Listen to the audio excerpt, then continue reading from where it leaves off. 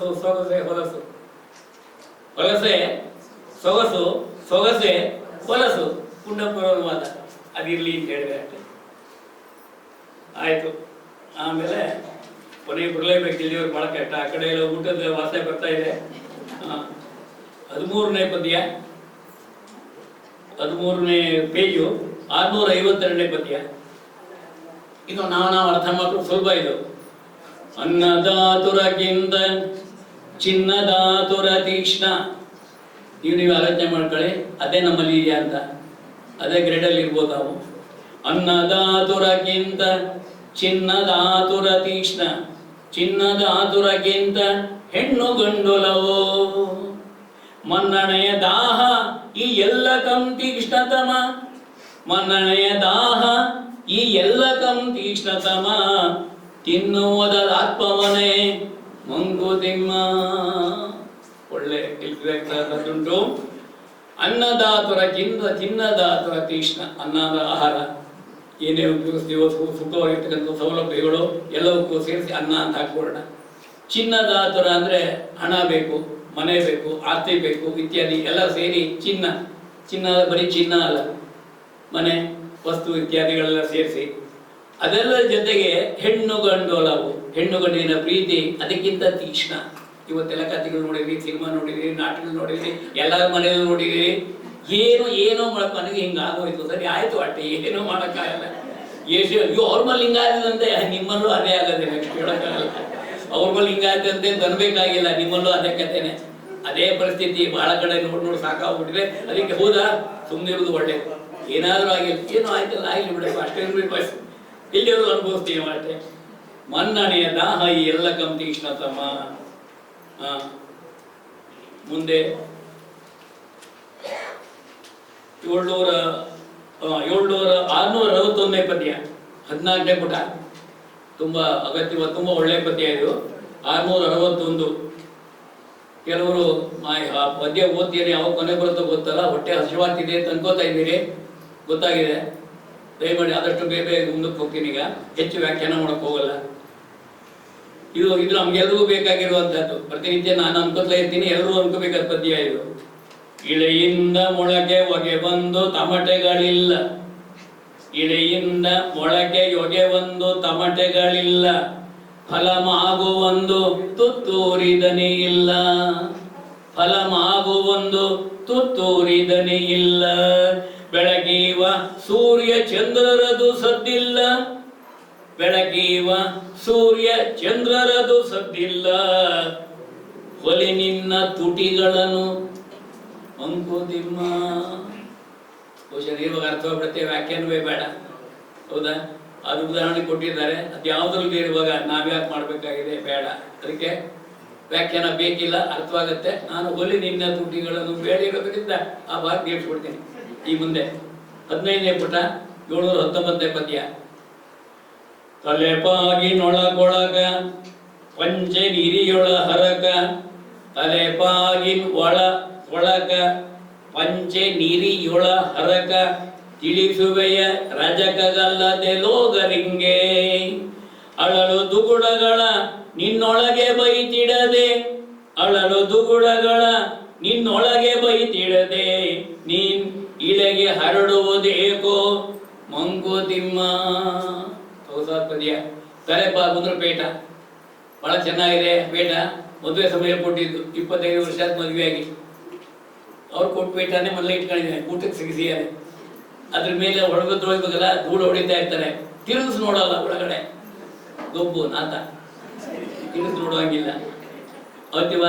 ತಲೆಪಾಗಿ ಒಳಕ ಪಂಚೆ ಹರಿದೋಗಿದೆ, ಪರವಾಗಿಲ್ಲ, ಏನೋ ಮಾಡಿ ಮುಂದ್ಗಡೆ ಸಿಗೋದಿರುತ್ತಲ್ಲ, ಹಿಂಗೆ ಮಾಡಿ ಸೇರಿಸ್ಕೊಂಡ್ಬಿಟ್ಟಿದ್ದೀನಿ. ಅಲ್ಲಿ ಒಳಗಡೆ ಹಕ್ಕಿದೆ, ಕಾಣಬಾರ್ದು ಅಷ್ಟೇ. ಪಂಚೆ ನೀರಿಗೆ ಮಾಡಿದೀವಲ್ಲ, ಅದರ ಒಳ ಹರಕ ಯಾರಿಗೆ ತೋರಿಸ್ತೀಯ? ರಜಕ, ಧೋಬಿ, ಬಟ್ಟೆ ಹೋಗಿವನು. ರಜಕನ್ ತೋರಿಸ್ತೀಯ, ಅಲ್ಲೋ ತೂತಾಯಿ ದೊಡ್ಡದಾಗಿ, ಜಾಸ್ತಿ ಹೊರದಾಗ ಕೊಡ್ಬೇಡ, ನಿಧಾನ ಮಾಡೋ. ಬೇರೆಯವ್ರಿಗೆ ತೋರಿಸ್ತೀವ ಪಂಚೆ ಹೊರದೋಗಿದೆ ಅಂತ, ಅವನಿಗೆ ತೋರಿಸ್ತೀವಿ. ಹೌದೋ ಅಲ್ವೋ? ಆಗಿದ್ಮೇಲೆ ನಿನ್ನ ಅಳಲು ದುಗುಡಗಳ ನಿನ್ನೊಳಗೆ ಬೈತಿಡದೆ ಇಳಗೆ ಹರಡುವುದೇಕೋ. ಜಗತ್ತಿಗೆಲ್ಲ ಯಾಕಪ್ಪ ತಿಳಿಸ್ತೀಯ ಅದನ್ನ? ನಿನ್ ಪಾಳಿ ನೀನು ಇಟ್ಕೊ ಅಂತ ಹೇಳಿದ್ದಾರೆ, ಅದಕ್ಕೆ ನಾವು ಇಟ್ಕೊಂಡ್ಬಿಡೋಣ. ಇನ್ನೊಂದು ಸಹಜವಾದ ಜೀವನ ನಾವೆಲ್ಲ ಇದನ್ನು ಅನುಭವಿಸಿರುವಂಥದ್ದು. ನಾನಂತೂ ಈ ಜೀವನಕ್ಕೆ ಇದೆಷ್ಟನ್ನು ಈ ಪದ್ಯವನ್ನೇ ಇಟ್ಕೊಂಡಿದ್ದೀನಿ. ನಮ್ಮಲ್ಲಿ ಭಾಳ ಜನ ಇಟ್ಕೊಂಡಿದ್ದಾರೆ, ನಾನು ಸುಮ್ಮನೆ ಹೇಳ್ತೀನಿ ಅಷ್ಟೇ.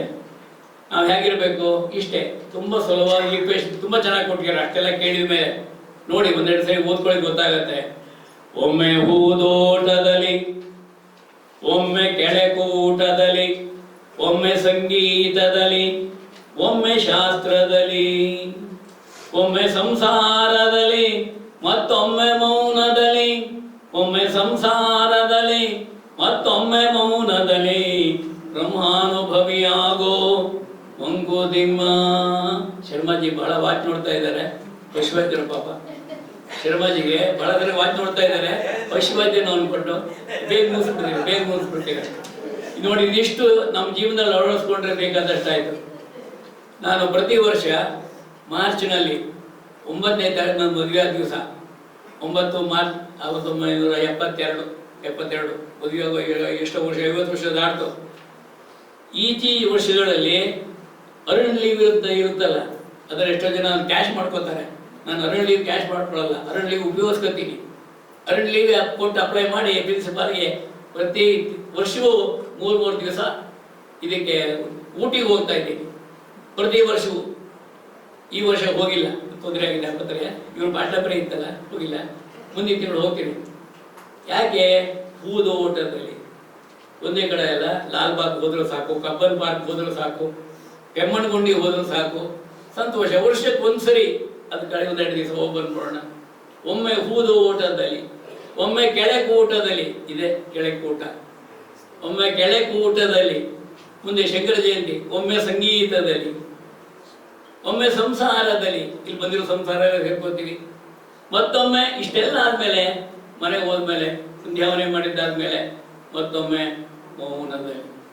ಒಂದು ಅರ್ಧ ಗಂಟೆ ಆದರೂ ಮೌನವಾಗಿ ಕೂತ್ಕೊಳ್ಳೋಕೆ ಸಾಧ್ಯವಾದರೆ, ಸತ್ಯನಾರಾಯಣ 1-1.5 ಗಂಟೆ ಪೂಜೆ ಪುರಸ್ಕಾರ ಬಹಳಷ್ಟು ಮಾಡ್ತಾರೆ. ನಾವು ದೇವಸ್ಥಾನ ಕೂತ್ಕೊಂಡಿರೋದ್ರಿಂದ ಏನೋ ತಾಪತ್ರೆ ಬಂತು, ಫೋನ್ ಬಂದರೂ ಕೊಡಬೇಡ ಅಂತ ಹೇಳ್ಬಿಡ್ಬೇಕು, ಮೊಬೈಲ್ ಬಂದರೂ ಇಟ್ಬಿಡ್ಬೇಕು, ಯಾರು ಒಳಗೆ ಬರಬಾರ್ದು. ನಮ್ಮ ಪಾಡಿನ ದೇವ್ರ ಹೋಗಿ ಕೂತಿರ್ತೀವಿ. ಒಂದು ಅರ್ಧ ಗಂಟೆ ಕೂತ್ಕೊಳ್ಳೋಕ್ಕಾಗತ್ತ ನೋಡೋಣ, ಬೇಜಾರು ಮಾಡ್ಕೋಬೇಡಿ. ನಾನು ಪ್ರಯತ್ನ ಪಟ್ಟಿದ್ದೀನಿ. ಈ ಸ್ವಲ್ಪ ಅಲ್ಪ ಆದರೆ ನನಗೆ ಸ್ವಲ್ಪ ಬೈದು ಹೇಳ್ತೀನಿ, ವಾಪಸ್ ಹೊಳ್ಕೊತೀನಿ. ನಾನು ಇದೆಲ್ಲ ಯೋಚನೆ ಮಾಡ್ಬೇಕು ಅಂತ ಆಮೇಲೆ ಹೇಳ್ತಿರ್ಬೇಕು. ಆ ಕೂತಾಗ ಮನಸ್ಸಿಗೆ ಒಳ್ಳೆ ನೆಮ್ಮದಿ ಸಿಗುತ್ತೆ. ಒಮ್ಮೆ ಹೂದೋಟದಲ್ಲಿ, ಒಮ್ಮೆ ಕೆಳಕು ಊಟದಲ್ಲಿ, ಒಮ್ಮೆ ಸಂಗೀತದಲ್ಲಿ, ಒಮ್ಮೆ ಶಾಸ್ತ್ರದಲ್ಲಿ, ಒಮ್ಮೆ ಸಂಸಾರದಲ್ಲಿ. ಮಕ್ಕಳ ಜೊತೆ ಆಟ ಆಡ್ಕೊಂಡಿರ್ಬೇಕು. ನನ್ನ ಮೊಮ್ಮಗು ಇದೆ, ವಿಶಾಲಾಕ್ಷಿ ಅಂತ ಅದರ ಹೆಸರು. ಏನು ಪುಟ್ಟಿ ಏನು ಜನ, ಆಯ್ತಾತ ಚೆನ್ನಾಗಿದ್ಯಾ ಅಂತಾನೆ. ಊಟ ಮಾಡ್ತೀಯಾ? ನೀವು ಕೊಟ್ಟಿರ್ತಾನ ಊಟ, ನೀನು ಕೊಟ್ಟಿಲ್ಲ ಊಟ ಮಾಡಲಿ ಅಂದರೆ, ನಾಳೆ ಏನೋ ಫಿಸಿಕ್ಸಾ ನಾನು ಹೇಳ್ಕೊಡ್ಬೇಕ? ಎಲ್ಲ ತಾತ ಫಿಸಿಕ್ಸಲ್ಲಿ ಗೊತ್ತು ಎಲ್ಲ ನಮಗೆ. ಅದೇ ತಾನೆ, ಹ್ಞೂ ಸರಿ ಕಣಮ್ಮ ಅಂದರೆ ಏನು ಖುಷಿ. ಮಗು ಜೊತೆ ಆಟ ಆಡಿದ್ರೆ, ಮಕ್ಕಳ ಜೊತೆಗೆ ಕೂಸು ಓಡಾಡೋದು, ಅವ್ರ ಜೊತೆ ಬ್ಯಾಟ್ ಆಡೋದು, ಅವ್ರ ಜೊತೆ ಕುಣಿದಾಡೋದು, ಇವೆಲ್ಲವೂ ಜೀವನದಲ್ಲಿ ಬೇಕಾಗಿರುವಂಥ, ಅದು ತುಂಬ ಸಂತೋಷವನ್ನು ಜೀವನ ಕೊಡುತ್ತೆ. ಆ ರೀತಿಯಲ್ಲಿ ನಾವು ಬದುಕೋಣ, ಬೆಳೆಯೋಣ ಅಂತ ಹೇಳ್ತಾ ಈಗ ಚಪ್ಪಾಳೆ ಬರ್ತಾ ಇದೆ. ಕೊನೆ ಪುಟಕ್ಕೂ ಬಂದಿದ್ದೀನಿ. 18ನೇ ಪುಟ. ನೀರು ಮುಗಿತಾ ಇದೆ.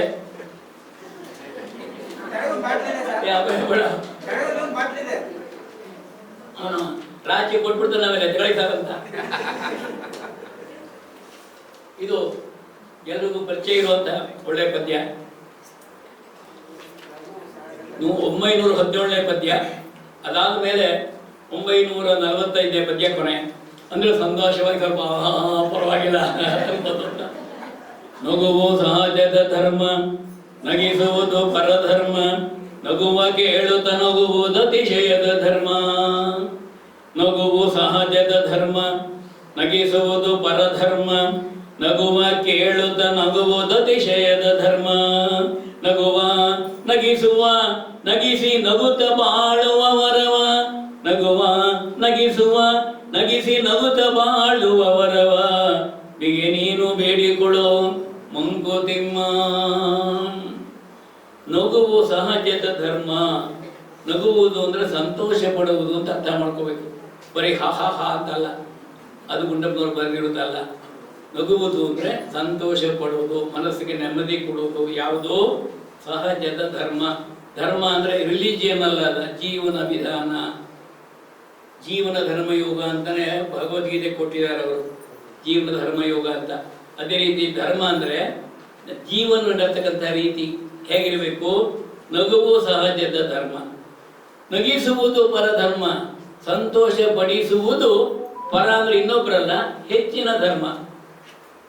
ನಗಿಸುವುದು ಪರ ಅಂದ್ರೆ ಹೆಚ್ಚಿನದು, ಇನ್ನೊಬ್ರು ಸಂತೋಷ ಪಡಿಸುವುದು ಇದೆಯಲ್ಲ ಅದು ಮಾಡ್ತಕ್ಕಂಥದ್ದು. ಬೆಳಗ್ಗೆ ಜಾಮೂನು ಮಾಡಿದ್ರು, ಅಥವಾ ಸಕ್ಕರೆ ಪಾಕದಲ್ಲಿ ಎಷ್ಟು ಚೆನ್ನಾಗಿ ಓಡಾಡ್ತಾ ಇತ್ತು ಅದು ಜಾಮೂನು. ಫ್ರಿಜ್ಜಲ್ಲಿ ಬರೀ ಇಟ್ಟಿದ್ರು, ಸುಮ್ಮನೆ ಅಂತೆಲ್ಲ ಹಿಂಗಂದ್ರೆ ಒಳಗಡೆ ಹೊರಟಾಯ್ತು. 2 ಜಾಮೂನು ಇತ್ತು, 2 ತಿಂದಾಕ್ಬಿಟ್ಟೆ. ನನಗೆ ಇಲ್ಲ, ಏನು ಪ್ರಯೋಜನ. ಅಷ್ಟು ಎಕ್ಸ್ಪ್ಲೈನ್ ಮಾಡಿದ ಮೇಲೆ ಒಂದು ಜಾಮೂನ್ ಇದೆ ಕೊಡ್ತೀನಿ ನಿಂಗು, ನಾನೇನು ಅನುಭವಿಸಿದ್ರು ನೀನು ಅನುಭವಿಸು ಅಂತ ಅವನಿಗೂ ಕೊಟ್ರೆ ನಗುವ ಕೇಳುತ್ತಾ ನಗುವುದು. ನಗುವು ಸಹಜ ಧರ್ಮ, ನಗಿಸುವುದು ಪರಧರ್ಮ, ನಗುವ ಕೇಳುತ್ತಾ ನಗುವುದು ಅತಿಶಯದ ಧರ್ಮ. ಅಂದ್ರೆ ನಮಗೆ ತೊಂದರೆ ಆಗಿದೆ, ಇನ್ನೊಬ್ರು ಅನುಕೂಲವಾಗಿದ್ದಾರೆ, ಇನ್ನೊಬ್ಬರ ಮನೆ ಒಳ್ಳೆ ಗಂಟು ಸಿಕ್ಕಿದೆ, ಅಥವಾ ಹುಡುಗ ಬಟ್ಲಾತ ಪಾಸ್ ಮಾಡಿದ್ದಾರೆ ಅಂತಂದಾಗ ಮನೆ ಗೊತ್ತಾಗ ಏನ್ ಮಾಡ್ತಾ ಗತಿ. ನಮ್ಮ ಮನೇಲಿ ಹಿಂಗಾಗಿ ಕೂತ್ಕೊಳ್ತಾರೆ, ಒಂದು ಪಾದಾರ್ತೆ ಹಾಲ ಬಣ್ಣ ರಾವಚ ಸಿಕ್ಕಿ ಈಗ ಇದ ಮಾಡಿ ಮೊಟ್ಟೆ ಒಳ್ಳೆ ಚೀಚ್ಕೊಂಡು ರಂಪ ಮಾಡ್ಬಿಡುತ್ತೆ. ನಮಗೆ ಇರ್ತದೆ ಅದನ್ನ ನೋಡಿ ಸಂತೋಷಪಟ್ಟು ನಾವು ಒಂಚೂರು ಸಕ್ಕರೆ ಉಂಟು ಅವ್ರ ಎಷ್ಟು ಚೆನ್ನಾಗಿರುತ್ತೆ. ನಗುವ ಕೇಳುತ್ತ ನಗುವು ತಮ್ಮ ಅದನ್ನ ಈ ಮೂರನ್ನು ನಾವು ಮಾಡಬೇಕು. ನಗುವ, ಸಂತೋಷ ಪಡುವ, ನಗಿಸುವ, ಸಂತೋಷ ಪಡಿಸುವ, ನಗಿಸಿ ನಗುತ್ತ ಸಂತೋಷ ಮಾಡ್ತಕ್ಕಂಥದ್ದನ್ನ ಬಾಳುವ ವರವ ಮಿಗೆ ನೀನು ಬೇಡಿಕೊಡು ಮಂಕುತಿಮ್ಮ. ಆ ರೀತಿ ಸಂತೋಷವಾಗಿ ಭಾಗವಹಿಸೋಣ. 945ನೇ ಪದ್ಯ. ಶರಣು ಹೋಗು ಜೀವನ ರಹಸ್ಯದಲ್ಲಿ ಸತ್ವದಲ್ಲಿ. ತುಂಬಾ ತೂಕವಾದ ಪದ್ಯ ಇದು, ಅರ್ಥ ಮಾಡ್ಕೊಳ್ಳೋದು ಬಹಳ ಕಷ್ಟ. ಶರಣು ಹೋಗು ಜೀವನ ರಹಸ್ಯದಲ್ಲಿ ಸತ್ವದಲ್ಲಿ, ಶರಣು ಜೀವನವ ಸುಮ ಎನಿಪ ಯತ್ನದಲ್ಲಿ, ಶರಣರಂತರಾತ್ಮ ಗಂಭೀರ ಪ್ರಶಾಂತಿಯಲಿ, ಶರಣಂತರಾತ್ಮ ಗಂಭೀರ ಪ್ರಶಾಂತಿಯಲಿ, ಶರಣು ವಿಶ್ವಾತ್ಮನಲ್ಲಿ ಮಂಕುತಿಮ್ಮ. ಇಂತಹ ಸಮಾಜದ ದೃಷ್ಟಿ ಯೋಚನೆ ಮಾಡಬೇಕು ಗುಂಡಪ್ಪನವರು ನೋಡಿ. ಶರಣ ಹೋಗು ಜೀವನ ರಹಸ್ಯದಲ್ಲಿ ಸತ್ವದಲ್ಲಿ. ಈ ಜೀವನ ಬದುಕು ಎಲ್ಲ ಇದೆಯಲ್ಲ, ಎಲ್ಲ ಸೃಷ್ಟಿ ನೋಡ್ತಾ ಹೋದ್ರೆ ಒಂದೊಂದು ಎಷ್ಟು ವಿಚಿತ್ರವಾಗಿರುವಂತಹದ್ದಿದೆ. ಈ ರೀತಿಯಲ್ಲಿ ನಮಗೀಗೆಲ್ಲ ಟೆಲಿವಿಷನ್ ನಲ್ಲಿ ಯೂಟ್ಯೂಬ್ ಇತ್ಯಾದಿಗಳು ಬಂದಿರೋದ್ರಿಂದ ಎಲ್ಲೆಲ್ಲಿಯೋ ಯಾವ ದೇಶದಲ್ಲೋ ಯಾವ ಕಾಡು ಮೇಡಿನಲ್ಲಿಯೋ ಏನಿದೆಯಲ್ಲ ಟಕ್ ಟಕ್ ನನ್ಬಿಟ್ರೆ ಈತ ಕಾಣಿಸ್ತಾ ಇರುತ್ತೆ ಎಲ್ಲ. ಅದು ನೋಡಿದ್ರೆ ಎಷ್ಟು ವಿಚಿತ್ರವಾಗಿ ಕಾಣುತ್ತೆ ಅಂದ್ರೆ ಜನ ಎಲ್ಲ ಬೇರೆ ಬೇರೆ ರೀತಿಯಲ್ಲಿ ಓಡಾಡ್ತಾ ಇರ್ಬೋದು, ನಾಗರಿಕದಲ್ಲಿ ಅಂತ ಅನ್ಸುತ್ತೆ. ಆದ್ರೆ ಆ ಮಕ್ಕಳುಗಳು, ವಿದ್ಯಾರ್ಥಿಗಳು, ಯುವಕರು, ಯುವತಿಯರು ಇವತ್ತಿನ ವಿಜ್ಞಾನದಲ್ಲಿ, ಕೈಗಾರಿಕೆಗಳಲ್ಲಿ ಎಷ್ಟು ಮುಂದುವರಿತಾ ಇದ್ದಾರೆ ಅಂದ್ರೆ ಸೈನ್ಸ್ ಕ್ಷೇತ್ರದಲ್ಲಾಗಿರ್ಬೋದು, ಮತ್ತೆ ಎಲ್ಲ ಕ್ಷೇತ್ರದಲ್ಲೂ ನಿಲ್ತಾ ಇದ್ದಾರೆ. ಯಾವುದೇ ಆಟಗಳು ನೋಡಿ ಗಂಟೆಗಟ್ಟಲೆ ನಿಂತ್ಕೊಂಡು ಕ್ರಿಕೆಟ್ ಆಡ್ತಾನೋ, ಗಂಟೆಗಟ್ಟಲೆ ಬೋಲ್ ಮಾಡ್ತಾನೆ, ಹಿಂಗ 2 ಸೈ ಹಿಂಗಂದ್ರೆ ಕೈನ ಓದ್ತಿ ಅಂತೀವಿ ನಾವು. ಅವ್ನು ಬೀಸಿದ್ದೆ ಏನ್ ಶಕ್ತಿ, ಹೆಣ್ಮಕ್ಳದ್ದು ಏನ್ ಶಕ್ತಿ, ಜಾವಲಿನ್ ಥ್ರೋ ಎಷ್ಟು ಶಕ್ತಿ, ಟೆನ್ನಿಸು ಏನ್ ಜೋರಾಗಿ ಕೆಲಸ ಮಾಡ್ತಾರೆ. ಕಿಟ್ಟು ಯಾವ ತಗೋತೀರಿ, ಯಾವ ಕ್ಷೇತ್ರ ನೋಡಿದ್ರು ಕೂಡ ನಾವೆಲ್ಲ ಅನ್ಸುತ್ತೆ ಅಷ್ಟೇ. ಇವತ್ತು ಅದ್ಭುತವಾಗಿ ಬೆಳೀತಾ ಇದೆ ಜಗತ್ತಿ ಶಕ್ತಿ ಎಲ್ಲ. ನಮ್ದೆಲ್ಲ ಯೋಚನೆ ಮಾಡೋ ಪ್ರಶ್ನೆ ಇಲ್ಲ. ಇವತ್ತು ಮಕ್ಕಳು ಬೆಳೀತಾ ಇದಾರಲ್ಲ, ನಾವ್ಯಾವ PCM ಅಂದ್ ಅಲ್ಲಿಗೆ ಸ್ಟಾಪ್, ಮುಂದಕ್ಕೆ ಏನು ಗೊತ್ತಿರ್ತಿಲ್ಲ ನಮಗೆ. ಆದ್ರೆ ಇವತ್ತು ಹುಡುಗರು ಅಷ್ಟು ಹೇಳಕ್ ಹೋದ್ರೆ ಅದೇ ಸೋ ಸಿಂಪಲ್, ಈ ಸ್ಟ್ಯಾಂಡರ್ಡ್ ಆಗೋಗ್ಬಿಟ್ಟಿದೆ ಅದು. ಇದು ಗೊತ್ತಲ್ವೇ ಅಲ್ಲ, ಅಷ್ಟು ಚಟುವಟಿಕೆಯಿಂದ ಭಾಗವಹಿಸ್ತಾನೆ. ನನ್ನ ಮೊಮ್ಮಗ ಮೆಡಿಸಿನ್ ಓದ್ತಾ ಇದ್ದಾನೆ, ಡಿಸ್ಟಿಂಕ್ಷನ್ ಪಾಸ್ ಮಾಡಿದ್ದಾನೆ. ಅವನಾಗ ತಾತ ಡೋಂಟ್ ವರಿ ಅಬೌಟ್ ದಟ್. ಈಗೇನು ಹೇಳ್ತೀರಿ doctor, it's not A thing, ಅದು ಬೇಕಾಗಿಲ್ಲ, ನೀವು ಇದನ್ನು ತಗೋಬೇಕು. ನೀವು ಸೆಕೆಂಡ್ ಇಯರ್ ಓದ್ತಾ ಇದ್ದಾನೆ ಅವನು, ಅವನಿಗಾಗಲಿ ಮೆಡಿಸಿನ್ ಬಗ್ಗೆ ತಾತ ಹಿಂಗಿರ್ಬೇಕು ಅಂದ್ರೆ ಲೆಕ್ಕಗಳನ್ನ. ಅಂದ್ರೆ ಹುಡುಗರು ಎಷ್ಟು ಬೆಳೀತಾ ಇದ್ದಾರೆ ಮೇಲಕ್ಕೆ ಅಂತ ಹೇಳಿದ್ರೆ ಇವತ್ತು ನೋಡಿ ಸಂತೋಷ ಪಡ್ಬೇಕು. ಅವ್ರಿಗೆಲ್ಲ ನಮಸ್ಕಾರ. ಇವತ್ತಿನ ಯುವಶಕ್ತಿಗೆ ನಮ್ಮ ನಮಸ್ಕಾರ. ಅದೇ ರೀತಿ ಜಗತ್ತೆಲ್ಲ ಬೆಳೀತಾ ಇದೆ. ಅದೇ ಹೇಳ್ತಾರೆ ಗುಂಡಪ್ಪನವರು, ಶರಣು ಹೋಗು ಜೀವನ ರಹಸ್ಯದಲ್ಲಿ ಸತ್ವದಲ್ಲಿ, ಶರಣು ಜೀವನವ ಸುಮ ಅಂದ್ರೆ ಹಗುರವಾಗಿ ಅಂತ. ಸುಮ ಅಂದ್ರೆ ಹಗುರವಾಗಿ, ಹೂವಿನಂತೆ ಹಗುರವಾಗುವಂತ ಪ್ರಯತ್ನ ಮಾಡ್ತಿದಾರಲ್ಲ. ಮೇಲ್ಗಡೆ ಹೋಗುವಂತ ದಾರಿ, ಕೆಳಗಡೆ ಹೋಗುವಂಥದ್ದು, ನೀರಿನಲ್ಲಿ ಹೋಗುವ ಮೆಟ್ರೋ, ಮೇಲೆ ಹೋಗುವ ಮೆಟ್ರೋ, ಎಲ್ಲೆಲ್ಲ ಮೆಟ್ರೋಗಳು, ಡ್ರೈವರ್ ಇಲ್ಲದೆ ಕೆಲಸ, ಡ್ರೈವರ್ ಇಲ್ಲದೆ ರೈಲ್ಗಳು, ಡ್ರೈವರೇ ಇಲ್ಲ. ವಿಮಾನ ಹೆಂಗ್ ಹೋಗುತ್ತೆ ಏನ್ ಗತಿ, ಅಷ್ಟೆತ್ರ, ಅಷ್ಟು ದೂರ, ಅಷ್ಟು ತೂಕ, ಅಷ್ಟು ಗಾತ್ರ, ಗ್ರಾವಿಟೇಷನ್ ಎಲ್ಲೋಯ್ತು ಗೊತ್ತೇ ಇಲ್ಲ. ಓಡಾಡ್ತಾ ಎಲ್ಲೋಗ್ತಾ ಇದೆ, ಯಾಕೆ ಬೇಕೋ ಇಳಿಯುತ್ತೆ. ಒಂದು ಫಿನಿಶ್ ಸ್ಟೂಡೆಂಟ್ ಆಗಿ ಆಶ್ಚರ್ಯ ನನಗೆ. ಒಂದೊಂದು ನೋಡಿದ್ರು ವಿಸ್ಮಯವಾಗುತ್ತೆ ನಮಗೆ. ಅಂತ ಎಂಥ ಫೀಲ್ಡ್ ತಗೊಳ್ಳಿ, ಎಲ್ಲ ಫೀಲ್ಡ್ ತಗೊಂಡ್ರು ಕೂಡ ಇಡೀ ಜಗತ್ತು, ಪ್ರಪಂಚವೆಲ್ಲ ಬಹಳ ಶಕ್ತಿಯುತವಾಗಿ ಬೆಳೆಸ್ತಾ ಇದೆ. ಅದು ನೋಡಿ ಸಂತೋಷ ಪಡೋಣ. ಶರಣು ಇಷ್ಟೆಲ್ಲ ಹೊರಗಡೆ ಇದ್ರೂ ಕೂಡ ಗುಂಡಪ್ಪನವರು ಮುಖ್ಯವಾಗಿ ಹೇಳ್ತಾರೆ, ಶರಣು ಅಂತರಾತ್ಮ ಗಂಭೀರ ಪ್ರಶಾಂತಿಯಲಿ. ಶರಣು ಅಂತರಾತ್ಮ ಗಂಭೀರ ಪ್ರಶಾಂತಿಯಲಿ, ಶರಣು ವಿಶ್ವಾತ್ಮನಲ್ಲಿ ಮಂಕುತಿಮ್ಮ. ಮುಗಿದೋಯ್ತು ಅಂತ ತಿಳ್ಕೋಬೇಡಿ, ಇನ್ನೊಂದು ಪದ್ಯ ಇದೆ. ಆ ಪದ್ಯ ಏನು ಅಂದರೆ, ಅದನ್ನು ಎಲ್ಲ ಕೆಲಸ ಮಾಡ್ತಿರೋ ನಮ್ಮ ಕಾರ್ಯಕರ್ತರಿಗೆ ಎಲ್ಲರಿಗೂ ಹೇಳುವಂಥದ್ದು ಇದು. ವಂದನಾರ್ಪಣೆ ಹೀಗೆ ಮಾಡಬೇಕು. ವಂದನಾರ್ಪಣೆ ಕೂಡ ಗುಂಡಪ್ಪನವರು ಮಾಡಿಕೊಟ್ಟಿದ್ದಾರೆ. 922ನೇ ಪದ್ಯ, ಅದೇ ವಂದನಾರ್ಪಣೆ. ಓದ್ ನೋಡಿ ನಿಮಗೆ ಗೊತ್ತಾಗ್ತದೆ ವಂದನಾರ್ಪಣೆ ಅಂತ. ಎಲ್ಲರಿಗ ಈಗ ನಮೋ ಬಂಧುಗಳೇ ಭಾಗಿಗಳೇ, ಉಲ್ಲಾಸವಿತ್ತವರೇ ಮನವ ತೊಳೆದವರೇ. ನಮ್ಮ ಇಡೀ ಜೀವನದಲ್ಲಿ ಬರೀ ಒಂದಲ್ಲ, ಜೀವನ ನಾಟಕ ಎಲ್ಲ ಸೇರಿದ್ದಕ್ಕೆ ಸಮಾರಂಭ. ಅದಕ್ಕೆ ಎಲ್ಲರಿಗೀಗ ನಮೋ ಬಂಧುಗಳೇ ಭಾಗಿಗಳೇ, ಉಲ್ಲಾಸವಿತ್ತವರೇ ಮನವ ತೊಳೆದವರೇ, ಟೊಳ್ಳು ಜಗ ಸಾಕು ಬಾಳ್ ಎನಿಸಿ ಗುರುವಾದವರೇ, ಟೊಳ್ಳು ಜಗ ಸಾಕು ಬಾಳ್ ಎನಿಸಿ ಗುರುವಾದವರೇ, ಒಳ್ಳಿರಿ ನಮವನನು ಮಂಕುತಿಮ್ಮ. ಕೆಲವರೆಲ್ಲ ಏನೋ ಮಾತುಗಳು ಮಾತಾಡಿ ಜಗಳ ಮಾಡಿ ಬೈದು ಮೂಲೆ ಕೂರಿಸಿ ಇದ್ದಿದ್ದ ಪೂರ್ಣ ಥರ ಮಾತಾಡ್ಬಿಟ್ಟಿರ್ತಾರಲ್ಲ ಗ್ರಾಚಾರಕ್ಕೆ, ಅವರಿಗೆ ನಾವು ನಮಸ್ಕಾರ. ಅಷ್ಟು ಮಾಡಿಕೊಟ್ರಲ್ಲ, ನಾನೇನೇನೋ ಅಂದ್ಕೊಂಡು ಹೋಗ್ತಾ ಇದ್ದೆ, ಇನ್ನು ಹಿಂಗೆಲ್ಲ ಹಾಕಿ ಮಾಡ್ಬೇಕು ಅಂತ. ಕರೆಕ್ಟ್, ನಾನು ಎಲ್ಲಿರ್ಬೇಕು ಅಲ್ಲಿರ್ಬೇಕು ಅನ್ನು ಪಟ ಕಲ್ಸೋರು ಯಾರು? ಅವ್ರಗಳಿಗೆ ನಮಸ್ಕಾರ, ನಮ್ಮ ಹುಳೋರ್ಗೂ ನಮಸ್ಕಾರ. ಅಂದ್ರೆ ಇದರ ಎಲ್ಲರಿಗೂ ಸೇರಿ ಮಾಡ್ತಕ್ಕಂಥದ್ದಾದ್ರಿಂದ ಎಲ್ಲರಿಗೂ ನಮಸ್ಕಾರ ಆಗ್ತಾರೆ. ಎಲ್ಲರಿಗೂ ಈಗ ನಮೋ, ಎಲ್ಲರಿಗೂ ಈಗ ನಮಸ್ಕಾರ.